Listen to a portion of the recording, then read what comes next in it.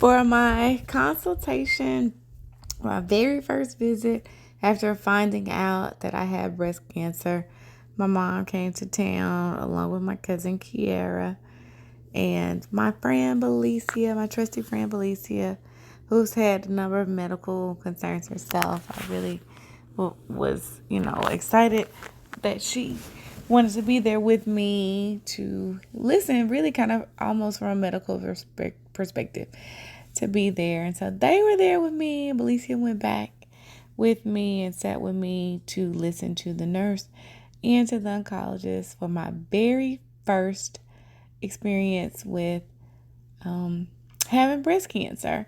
And that's when I learned the type of breast cancer, fully understand the type of breast cancer I had and what the recommendations were for moving forward, which was they gave me the option for a full mastectomy, a lumpectomy, because of the type of cancer I had, which is ductal carcinoma in situ, which is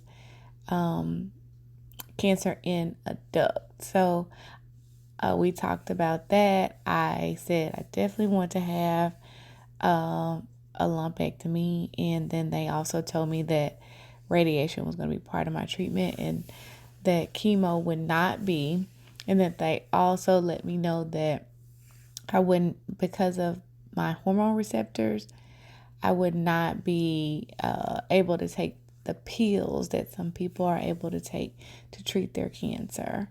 And so I had this first consultation. I did have one moment where I cried, and it was interesting even for me, but the moment that I cried was when they were doing the genetic testing and they had to take blood.